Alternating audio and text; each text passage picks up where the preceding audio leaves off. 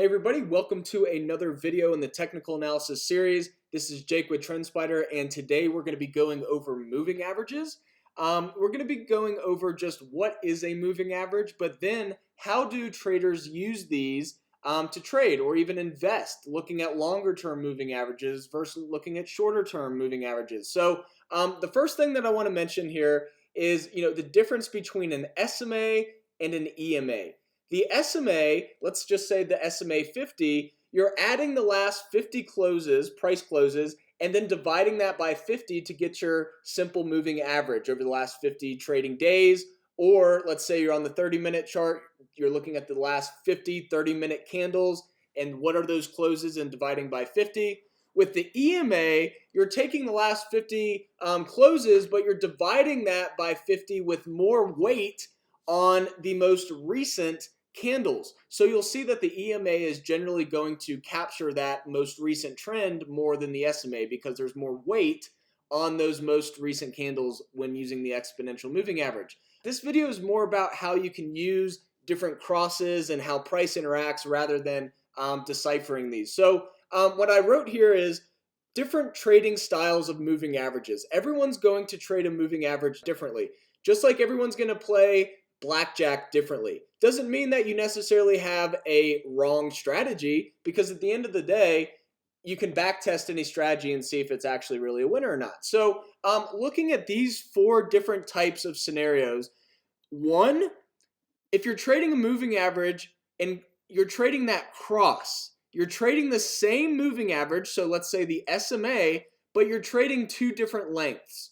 So we have number one highlighted right here. And if we open the indicator list, you'll see that the SMA 20 is crossing the SMA 50 right here.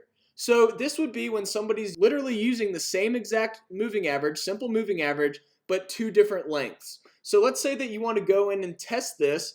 You would easily just go to the strategy tester. In this case, you would do the, we'll do this quickly, indicator. And we'd go to the SMA 20 crossed up through the indicator, and that is the SMA 50. And so we want to know what is the average return, let's say after 15 candles, and what is that return looking back 5,000 candles. So if we test this out, we'll see that when you have an SMA cross and an SMA 20 crossing the SMA 50, you'll see that the average mean trade return is 2.01%. So if we wanted to see every time that has happened on the chart, we'll see here, look exactly where number one is. This was our entry because red is crossing the yellow, which is the 20 crossing the 50. And so, maybe this is your style. Maybe you like 2% return. If we go and look at the tabular data, there's been 73% win rate versus a 27% loss rate. So that's something to keep in mind. Well, let's say that you maybe want to test something else. Maybe you don't want to test the same moving average crossing on a different length. Maybe you want to test a different moving average crossing with the same length. So in this case, we would go to the SMA 50 and then we turn on the EMA 50. So in this case, we've got the SMA and the EMA 50. You can tell that the EMA crosses the SMA because it moves faster than the SMA 50. So in this case, maybe we want to test that. We would do the same thing, except this case we would do condition, indicator, and we go down to the EMA, exponential moving average 50, crossed up through the indicator, and remember we're looking at the SMA 50. So what is the return after 15 candles? Our last one was 2.01% when we were looking at the 20 SMA crossing the 50 SMA. Well, now let's look at the EMA 50 crossing the SMA 50 and see what edge that gives. In that case, if we see this on the chart, it is literally almost the exact same thing. So if we literally look and say, all right, what is the EMA 50 crossing up through the SMA 20? What is that return? We've literally got the same exact return here. So in this case, you can tell that these are fairly similar. Now, remember, if we turn on the SMA 20 versus the EMA 50, they're pretty similar, right? I mean, they almost cross at the exact same time. So that's maybe why this is such a similar back test. So let's move on. Let's do the next one. Trading a moving average cross, a different moving average and a different length. So let's do the EMA 20 and then the SMA 50. This is one that I sometimes like to do. So you'll see here, if we delete all these execution marks, you'll see that is shown by number 3. So when this blue crosses the yellow, that would be what number 3 looks like.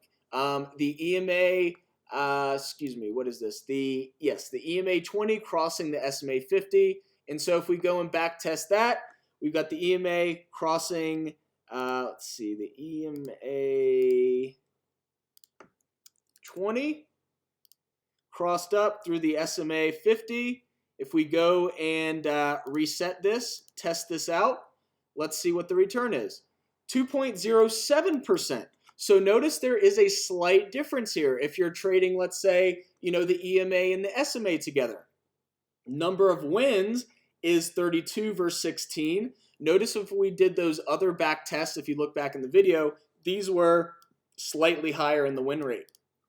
So, doesn't mean that it's wrong, doesn't mean that this is the best way to trade, but out of the 3 that we've back tested so far, this one has yielded the highest return. So now, let's just do simply the price breaking through a moving average. So in that case, let's just do the SMA 50. So anytime the price breaks through the moving average, notice I have that labeled as 4 here, that's when the price actually goes through the moving average and closes through it.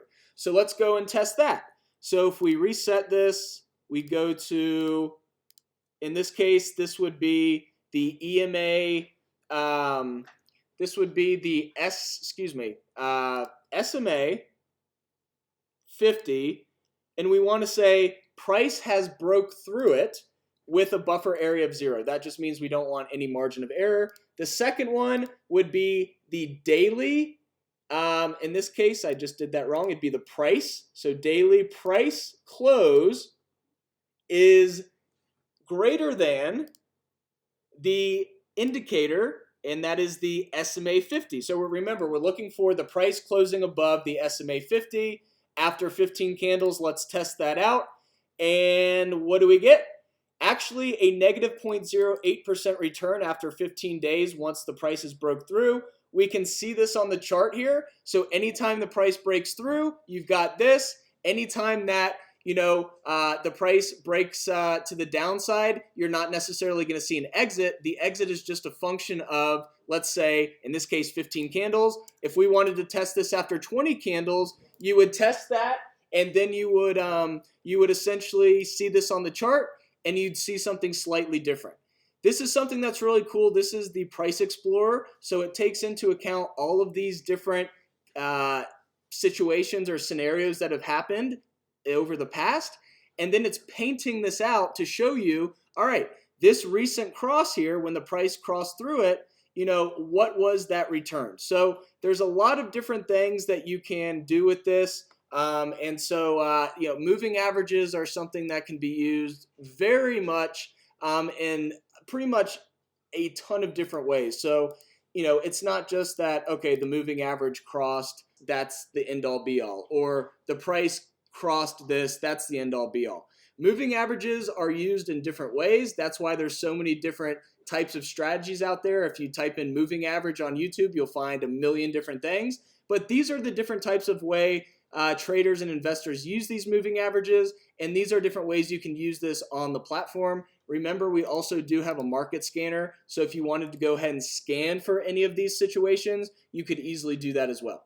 So hopefully this video was helpful. This is all about learning how different traders trade these moving averages, whether that's a moving average cross, a price break through a moving average, and make sure to remember, using TrendSpider, you're able to get those statistics very quickly, and you're able to see, is this an actual winning strategy rather than just guessing?